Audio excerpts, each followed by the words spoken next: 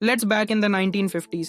एक सोशियोलॉजिस्ट था जिसका नाम एल्फ्रेड विंस्लो जोन्स था, जिसने इन्वेस्टिंग को फॉरएवर चेंज कर देने वाला एक आइडिया दिया। वो वॉल स्ट्रीट का बैंकर या स्टॉक ब्रोकर नहीं था, वो एक थिंकर था और उसने बनाया पहला हेज फंड। अब हेज का मतलब क्या होता है? सिंपल लैंग्वेज में इसका मतलब होता है प्रोटेक्शन। जैसे आप प्लेन टिकट खरीदते हो ट्रैवल इंश्योरेंस के साथ, अगर फ्लाइट कैंसिल हो जाती है तो टिकट तो खो जाता है, लेकिन इंश्योरेंस आपको कुछ पैसा वापस कर देता है। लेकिन जोन्स ने इस आइडिया को इन्वेस्टिंग में अप्लाई किया। उसने उन कंपनियों में बेट लगाया जिन पर उसे यकीन था कि वे सक्सीड करेंगी, और उन कंपनीज के खिलाफ बेट लगाया जिनके फेल होने की उम्मीद थी। उसका गोल था रिस्क को बैलेंस करना, चाहे मार्केट किसी भी डायरेक्शन में जाए। आज के समय में हेज फंड्स जोन्स के ओरिजिनल आइडिया के बिल्कुल उल्टे बन गए हैं। ये अक्सर हाई रिस्क डील्स होते हैं जो क्लोज डोर्स के पीछे होते हैं, जहां सिर्फ कुछ सेलेक्ट लोग ही अलाउड होते हैं। तो आखिर हुआ क्या? चलिए जानते हैं कि मॉडर्न हेज फंड्स कैसे काम करते हैं। Welcome to wealth wake, the place where future billionaires come to get inspired. Modern hedge funds असल में प्राइवेट इन्वेस्टमेंट व्हीकल्स होते हैं जो स्पेशली अल्ट्रा वेल्थी लोगों के लिए बनाए गए हैं। ये काफ़ी एक्सक्लूसिव होते हैं, लाइटली रेगुलेटेड होते हैं और इन्हें ऑपरेट करने की पूरी आज़ादी होती है। लेकिन ये समझने के लिए कि ऐसा पॉसिबल कैसे है, हमें थोड़ा पीछे जाना होगा, 1920 के दौर में। उस समय यूएस इकोनॉमी ज़बरदस्त तरीके से बूम कर रही थी। फोर्ड ने मैन्युफैक्चरिंग की दुनिया में रेवोल्यूशन ला दिया था अपनी असेंबली लाइन के जरिए, जिससे प्रोडक्शन तेज़ हुआ, सामान सस्ता हुआ और इंडस्ट्रीज़ की प्रोडक्टिविटी तेज़ी से बढ़ी। पहली बार लोगों के पास पैसे थे और वो कार, रेडियो, रेफ्रिजरेटर और वॉशिंग मशीन जैसे मॉडर्न सामान खरीद पा रहे थे। ज़िंदगी बिल्कुल परफेक्ट लग रही थी, शायद ज़रूरत से ज़्यादा perfect. Investing became America's national sport. हर कोई स्टॉक मार्केट में कूद रहा था जैसे यह अमीर बनने का एक गारंटीड वे हो। लोग स्टॉक्स खरीदने के लिए पैसे उधार ले रहे थे। इनसाइडर ट्रेडिंग, नकली कंपनियां या प्राइस मैनिपुलेशन के बारे में कोई नियम नहीं थे। कोई यह जांच नहीं रहा था कि आपने जिस कंपनी में स्टॉक खरीदा है वह वास्तव में मौजूद भी है या नहीं। ये एक कसिनो जैसा था। लोग बस इस विचार के साथ जा रहे थे कि the market will always go up. Stock prices sword. कंपनियों के मूल्य वास्तविकता से पूरी तरह से अलग हो गए थे। लोग उन गोल्ड माइंस में निवेश कर रहे थे जो अस्तित्व में ही नहीं थी, ऐसी एयरलाइन कंपनीज में जो बिना प्लेन्स के थीं, और cactus farms in new Jersey में भी। वहां कोई वॉच डॉग्स नहीं थे, कोई वेरीफाइड इन्फॉर्मेशन नहीं थी, बस हाइप, होप और फ्रॉड था। देन केम अक्टूबर 1929। लोग समझ गए कि वे मैजिक पिक्सी डस्ट में इन्वेस्ट कर रहे हैं, तो उन्होंने पैनिक सेलिंग शुरू कर दी। अगले कुछ सालों में मार्केट ने करीब 90% अपनी वैल्यू खो दी। बैंक बंद हो गए, बिजनेसेस भी बंद हो गई, लाखों लोगों ने अपनी लाइफ सेविंग्स गंवा दी। इस क्रैश ने ग्रेट डिप्रेशन शुरू कर दिया, जो मॉडर्न टाइम का सबसे बुरा आर्थिक दौर था। टू प्रिवेंट ऐसे डिजास्टर्स को फिर से दोहराने से यूएस गवर्नमेंट ने एक्शन लिया। द सिक्योरिटीज एक्ट ऑफ 1933 ने कंपनीज को यह जरूरी किया कि वो अपने फाइनेंशियल्स को ट्रांसपेरेंट तरीके से दिखाएं जब वो स्टॉक बेचें। एक साल बाद the securities exchange act of 1934 के तहत SEC securities and exchange commission को बनाया गया ताकि वो मार्केट्स की निगरानी कर सके, नियम लागू कर सके और इन्वेस्टर्स की सुरक्षा कर सके। सो आजकल अगर आप किसी कंपनी में इन्वेस्ट करना चाहते हैं तो आपको मिलता है real financial data, verified reporting और इक्वल एक्सेस टू इन्फॉर्मेशन। आप स्टिल रिस्की बेट्स ले सकते हैं, लेकिन अब कम से कम आपको पता होता है कि कंपनी सच में एग्जिस्ट करती है या नहीं। तो फिर अगर सब कुछ फेयर है तो आप आगे कैसे बढ़ें? सिंपल, ऐसे टूल्स यूज करके जो हर कोई यूज नहीं करता, और ऐसी स्किल्स बिल्ड करके जो सबके पास नहीं होती। Welcome to modern day hedge funds. तो 1929 के स्टॉक मार्केट क्रैश के बाद कांग्रेस ने काफी स्ट्रिक्ट रूल्स बनाए ताकि आम इन्वेस्टर्स को प्रोटेक्ट किया जा सके। लेकिन अगर कोई इन रूल्स को फॉलो नहीं करना चाहता तो सिंपल, आप पब्लिक मार्केट को पूरी तरह अवॉइड कर लेते हैं, और यहीं पर हेज फंड्स की एंट्री होती है। सो हेज फंड्स आर प्राइवेट। ये प्राइवेट इन्वेस्टमेंट होते हैं, मतलब ये आम लोगों से पैसा नहीं उठाते। इनमें इन्वेस्ट करने के लिए आपको एक्रेडिटेड इन्वेस्टर होना ज़रूरी होता है। ये एक लीगल टर्म है जिसका सिंपल मतलब है कि आप रिच हो। यूजुअली इसका मतलब होता है कि आपके पास $10 लाख से ज़्यादा की नेटवर्थ होनी चाहिए अपने घर को छोड़कर, या आपकी वार्षिक आय $2 लाख से ज़्यादा होनी चाहिए। यही तरीका है जिससे हेज फंड्स पब्लिक मार्केट के रूल्स को लीगली अवॉइड कर लेते हैं। लॉ ये मानता है कि अगर आप अमीर हो तो आप पैसे लूज भी कर सकते हो और आपको दूसरों जैसी प्रोटेक्शन की ज़रूरत नहीं है। बेसिकली ये एक लीगल लूप होल है। टेक्निकली स्पीकिंग हेज फंड कोई ट्रेडिशनल फंड नहीं होता। ये तो बस कुछ अमीर लोगों का ग्रुप होता है जिनके पास काफ़ी सारा कैश होता है। कांग्रेस ने जो भी नियम बनाए थे वो इन पर लागू नहीं होते, क्योंकि ये लोग पब्लिक मार्केट में ऑपरेट ही नहीं करते, और यही हेज फंड का मेन पर्पस है। A hedge fund works like this loosely. कुछ अमीर लोग मिलकर मिलियंस ऑफ डॉलर्स एक साथ पूल करते हैं और एक फंड मैनेजर को देते हैं। मैनेजर वो पैसा लेता है और बोलता है ट्रस्ट मी ब्रो, और फिर 1-2 साल के लिए फाइनेंस की दुनिया में निकल जाता है। This is let him cook वाली सिचुएशन होती है। सच कहें तो किसी को नहीं पता वो क्या कर रहा है, यहाँ तक कि इन्वेस्टर्स को भी नहीं। ना कोई डेली अपडेट्स, ना पब्लिक रिपोर्ट्स, और ना ही कोई सही तरह की निगरानी।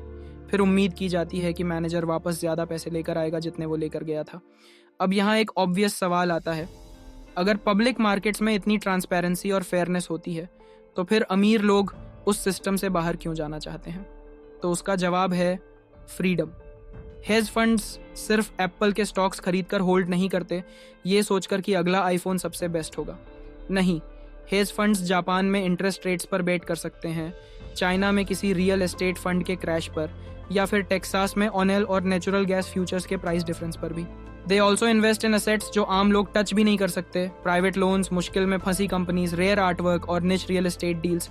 अगर किसी चीज़ की कोई कीमत है तो कोई ना कोई उसे खरीद बेच ज़रूर रहा है। ये आपके रॉबिनहुड टाइप इन्वेस्टमेंट्स नहीं है। नहीं, हेज फंड्स ऐसे मार्केट्स में काम करते हैं जो आम इन्वेस्टर्स के लिए बंद होते हैं, और वो उन चीज़ों में ट्रेड करते हैं जिनके बारे में ज़्यादातर लोगों ने सुना भी नहीं होता। ये फंड्स ऐसे रिस्क्स भी उठाते हैं जो पब्लिक फंड्स के लिए अलाउड ही नहीं होते, जैसे हैवी लेवरेज, एक्सोटिक डेरिवेटिव्स या पूरे के पूरे देशों की शॉर्ट सेलिंग। ऐसे स्ट्रैटेजीज म्यूचुअल फंड मैनेजर को नौकरी से निकाल सकती हैं, लेकिन हेज फंड में ये सब तो जैसे नॉर्मल ट्यूसडे होता है। अब सोचो, इन्वेस्टिंग को जैसे मछली पकड़ने जैसा समझो। पब्लिक मार्केट्स जैसे mutual funds, index funds, normal stocks, ये सब ऐसे हैं जैसे किसी भीड़ भाड़ वाले डॉग से मछली पकड़ना। पानी साफ है, हर कोई दूसरे का बेट देख सकता है, और जब मन करे अंदर आओ या बाहर निकल जाओ। ये तरीका सेफ, थोड़ा स्लो और काफ़ी ट्रांसपेरेंट होता है। अब कुछ रेयर चीज़ें मिलना लगभग इम्पॉसिबल हो गया है। पिक्चर कीजिए एक हेज फंड को। ये एक सबमरीन की तरह होता है, एक छोटी हाईली ट्रेन्ड टीम जो सोनार, सीक्रेट मैप्स और एडवांस्ड गियर के साथ गहरे पानी में डाइव करती है जहाँ कोई और नहीं पहुँच सकता। वे वीक्स तक सबमर्ज्ड रहते हैं, स्ट्रैटेजिक मूव्स करते हैं जिन्हें कोई देख नहीं सकता, और अगर वहाँ कोई वैल्यूएबल चीज़ है तो वे उसे फाइंड करके ग्रैब कर लेते हैं, इससे पहले कि कोई डॉक पर खड़ा जान पाए कि वो चीज़ एग्जिस्ट भी करती है। Unlike mutual funds, hedge funds को ये बताने की ज़रूरत नहीं होती कि उनके पास क्या एसेट्स हैं। उन पर कोई ऑब्लिगेशन नहीं होती कि वे डिस्क्लोज करें कि वे क्या खरीद रहे हैं, कितना खरीद लिया या कब बेचा। सबसे पहली बात यह है कि वे नहीं चाहते कि कॉम्पिटिटर्स उनकी ट्रेड्स कॉपी करें। हेज फंड्स रिसर्च और मॉडल्स डेवलप करने में मिलियन खर्च करते हैं। अगर उनकी मूव्स पब्लिक हो जाएं तो दूसरे लोग उनकी स्ट्रैटेजी को फ्री में कॉपी पेस्ट कर सकते हैं। Second, market impact matters. अगर लोग जानते हैं कि कोई हेज फंड किसी खास स्टॉक या एसेट को खरीद रहा है तो उसकी प्राइस पहले ही स्पाइक हो सकती है बिफोर फंड खरीदना खत्म करे, जिससे उनकी परफॉर्मेंस खराब होती है। यही बात सेलिंग पर भी लागू होती है। अगर दूसरे इन्वेस्टर्स को हेज फंड के एग्जिट का पता चल जाए तो पैनिक सेल हो सकता है। फिर आती है लिक्विडिटी की समस्या। जब आप हेज फंड में इन्वेस्ट करते हो तो आप अपना पैसा कभी भी निकाल नहीं सकते। ज़्यादातर हेज फंड्स में लॉकअप पीरियड्स होते हैं, 6 महीने, 1 साल या उससे भी ज़्यादा। ऐसा इसलिए क्योंकि ये फंड्स अक्सर ऐसी चीज़ों में इन्वेस्ट करते हैं जिन्हें जल्दी या आसानी से बेचना पॉसिबल नहीं होता। अगर सभी इन्वेस्टर्स एक साथ अपना पैसा निकालने की कोशिश करें तो फंड को एसेट्स को बहुत कम प्राइस पर बेचने पर मजबूर होना पड़ता है, जिससे सभी को नुकसान होता है, और लॉकअप्स मैनेजर को अपनी स्ट्रैटेजीज़ को पूरा खेलने का मौका भी देते हैं। कुछ बेट्स को मैच्योर होने में महीने या साल लग सकते हैं। अगर इन्वेस्टर्स जल्दी अपना पैसा निकाल लें तो पूरा सिस्टम डिस्टर्ब हो जाता है। और आखिर में वो पार्ट जो हेज फंड्स को सच में अलग बनाता है, मैनेजर को ऑलमोस्ट हमेशा पेमेंट मिलती है, चाहे फंड अच्छा परफॉर्म करे या नहीं। हेज फंड मैनेजर्स आमतौर पर बहुत बड़ी कमाई करते हैं जब तक कि वो पूरी तरह क्रैश बर्न ना हो जाएं। वे मैसिव फीस कलेक्ट करते हैं, जो हमें सीधे ले जाता है हेज फंड की सबसे कंट्रोवर्शियल बात की तरफ, द 2 and 20 रूल। ये है 2 and 20 रूल। लगभग हर हेज फंड के कोर में होता है कुछ जिसे कहते हैं 2 and 20 रूल, 20% स्ट्रक्चर। ये स्टैंडर्ड कंपनसेशन मॉडल है जिसने कई हेज फंड मैनेजर्स को बिलियनियर बना दिया, भले ही उनके इन्वेस्टर्स डिसअपॉइंटेड होकर चला जाए। तो ये कैसे काम करता है? 2 मतलब है 2% मैनेजमेंट फीस, और 20 मतलब है 20% प्योर मंसू फीस। कागज़ पर ये ज़्यादा बड़ा नहीं लगता, लेकिन जब आप असली नंबर्स देखते हो तो आसानी से समझ आता है कि ये सिस्टम मैनेजर्स के लिए कितना लुक्रेटिव है। चाहे फंड पैसा कमाए या खोए, मैनेजर को वो 2% मिलता है सिर्फ एसेट्स मैनेज करने के लिए। ये एक तरह की सब्सक्रिप्शन फ़ी है, लेकिन नेटफ्लिक्स को $10 महीने देने के बजाय आप मिलियन देते हो सिर्फ अपना पैसा इन्वेस्ट करने के लिए। तो चलो अब इसे कुछ रियल नंबर्स से समझते हैं। अगर कोई हेज फंड $1 अरब मैनेज कर रहा है तो सिर्फ 2% मैनेजमेंट फी से ही वो सालाना $20 मिलियन कमा लेता है। ये तब की बात है जब फंड ने अभी तक $1 भी प्रॉफिट नहीं कमाया। यहाँ तक कि उन सालों में भी जब फंड लॉस में होता है, मैनेजर को फिर भी पूरा 2% मिलता है। हेज फंड मैनेजर को फंड के प्रॉफिट का 20% भी मिलता है। तो अगर किसी साल फंड ने इन्वेस्टर्स के लिए $100 मिलियन का रिटर्न कमाया तो उसमें से $20 मिलियन मैनेजर की जेब में चला जाता है। अब दोनों चीज़ों को कंबाइन कर लो, 2% मैनेजमेंट फी और 20% प्रदर्शन काटना, तो आपके पास एक ऐसा मुआवजा मॉडल है जिसमें मैनेजर लगभग हर स्थिति में रिच बन जाता है सिवाय कुल दुर्घटना के। और यहाँ असली ट्विस्ट ये है, निवेशक सारा रिस्क लेता है जबकि मैनेजर को गारंटीड इनकम मिलती रहती है। अगर फंड पैसे खोता है तो लॉस आपका है, अगर प्रॉफिट होता है तो आपको शेयर करना होता है, लेकिन हर हाल में मैनेजर को उसकी पेमेंट मिलती है। अब कुछ मैकेनिज्म्स भी हैं जो इसे थोड़ा फेयर बनाने की कोशिश करते हैं, जैसे कि हाई वाटर मार्क। इस रूल के हिसाब से कोई फंड मैनेजर तब तक 20% परफॉर्मेंस कट नहीं ले सकता जब तक फंड अपनी पिछली पीक वैल्यू को वापस हासिल नहीं कर लेता लॉस के बाद। यानी अगर एक साल फंड का वैल्यू गिरता है तो अगला साल जब तक वो लॉसेस रिकवर नहीं करता, मैनेजर को परफॉर्मेंस फी नहीं मिलती। सुनने में ये रूल फेयर लगता है, लेकिन रियलिटी में इससे ये बात नहीं बदलती कि 2% मैनेजमेंट फ़ी तो हर साल आती रहती है, चाहे परफॉर्मेंस जैसी भी हो। और टाइम के साथ ये फ़ी इतनी बड़ी वेल्थ बना देती है उन लोगों के लिए जो ये फंड्स रन करते हैं। अब कुछ हेज फंड्स तो 2 और 20 से भी ज़्यादा चार्ज करते हैं। और हाँ, इन्वेस्टर्स कोशिश कर सकते हैं कि वो अपनी फ़ीस नेगोशिएट कर लें, स्पेशली जब वो बड़े अमाउंट्स इन्वेस्ट कर रहे हों, लेकिन बेसिक स्ट्रक्चर वही रहता है, द हाउस ऑलवेज विंस।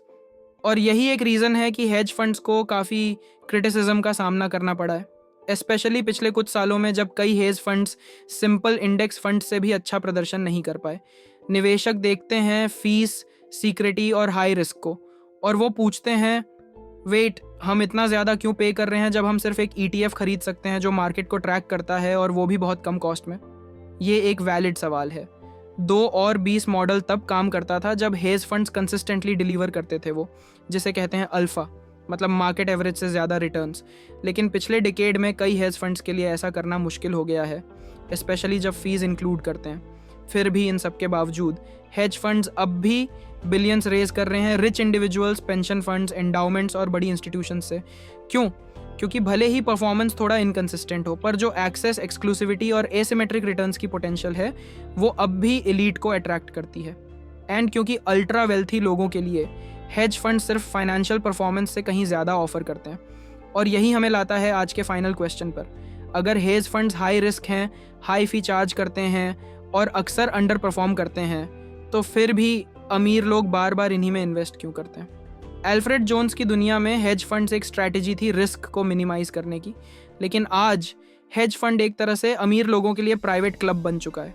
सोचिए, अगर आपको कोई ऐसा प्रोडक्ट पिच करे जो हाई फीस चार्ज करता है, आपका पैसा लॉक कर देता है, आपको ये तक नहीं बताता कि वो क्या कर रहा है, और शायद एक बेसिक इंडेक्स फंड को भी बीट ना कर पाए, तो आप शायद मना कर देंगे, है ना? तो फिर रिच लोग ऐसा क्यों नहीं करते? क्यों अल्ट्रा वेल्थी लोग, जिनके पास बेस्ट फाइनेंशियल एडवाइजर्स हैं, सबसे एडवांस डेटा है और हर पॉसिबल इन्वेस्टमेंट ऑप्शन अवेलेबल है, वो अब भी हेज फंड्स में बिलियंस डालते हैं?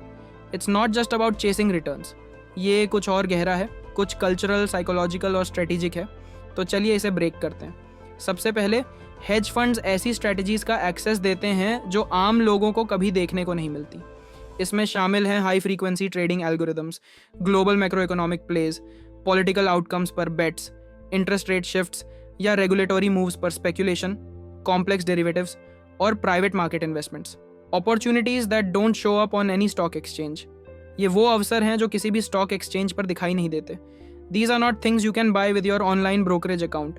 ये वो चीज़ें नहीं हैं जिन्हें आप अपने ऑनलाइन ब्रोकरेज अकाउंट से खरीद सकते हैं।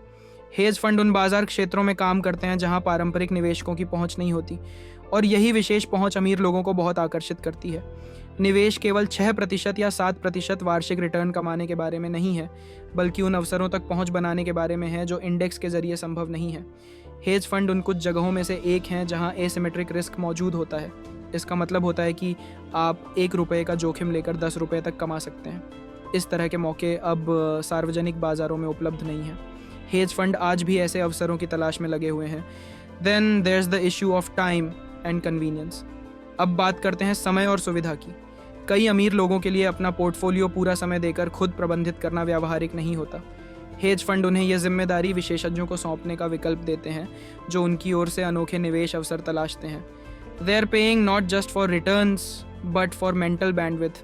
वे केवल लाभ के लिए भुगतान नहीं कर रहे होते बल्कि मानसिक शांति और समय की बचत के लिए भी कर रहे होते हैं। इसे आप ऐसे समझ सकते हैं, हेज फंड वित्तीय दुनिया में किसी प्राइवेट शेफ की तरह होते हैं। Could you cook your own meals? Of course you could. क्या आप खुद अपना खाना बना सकते हैं? ज़रूर बना सकते हैं। But would they be as good as someone trained at a Michelin star kitchen with access to rare ingredients? Probably not.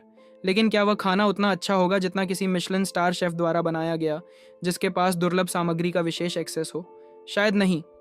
Networking और सोशल कैपिटल, ये हेज फंड्स का हिडन वैल्यू है और शायद सबसे इम्पॉर्टेंट पार्ट भी। हेज फंड्स ऑपरेट करते हैं जैसे प्राइवेट क्लब्स। इसमें शामिल होना मतलब मिलता है access to other investors, strategic relationships, insider deal flow और social positioning. Being a limited partner किसी टॉप टियर हेज फंड में सिर्फ इन्वेस्टमेंट डिसीजन नहीं है, ये एक बैज है। ये कहता है आई हैव एक्सेस, मैं इस सर्कल का हिस्सा हूँ, मुझे बाकी दुनिया से पहले बातें सुनने को मिलती हैं। ये आपको ब्रोकरेज ऐप में नहीं मिलेगा। रिस्क डाइवर्सिफिकेशन भी होता है। अमीर इन्वेस्टर्स के पास पहले से ही real estate, stocks, private equity, art और शायद अपना बिजनेस होता है। जब वे हेज फंड्स में इन्वेस्ट करते हैं जिनकी स्ट्रेटजी मार्केट के साथ मूव नहीं करती, तो रिस्क थोड़ा स्प्रेड हो जाता है। भले फंड अंडर परफॉर्म करे, ओवरऑल पोर्टफोलियो वॉलेटिलिटी कम हो सकती है और कुछ लोगों के लिए ये इंपॉर्टेंट होता है। फिर आता है कल्चरल एस्पेक्ट। हेज फंड्स अभी भी एक खास मिस्टीक रखते हैं। इन्हें मूवीज़, हेडलाइंस और पॉप कल्चर में फाइनेंशियल एलिट का सीक्रेट वेपन दिखाया जाता है। ये सोच कि आप नेक्स्ट रेनेसॉन्स टेक्नोलॉजीज़ या सिटाडेल से कनेक्टेड हो जो सीक्रेट्स और साइंस से बिलियंस कमाते हैं, बहुत पावरफुल है। और भले ही ज़्यादातर हेज फंड्स बड़ा रिटर्न ना दें, उम्मीद ये होती है कि आप उस फंड में हो जो होम रन मारे। अल्टीमेटली ये लेगेसी, पावर और स्टेटस की बात है। हेज फंड्स आपको कैपिटल पर स्ट्रेटेजिक कंट्रोल देते हैं जो बेसिक इन्वेस्टमेंट्स में नहीं मिलता। ये tax strategies, estate planning, geopolitical bets और फिलैंथ्रोपिक प्लेस के साथ अलाइन हो सकते हैं।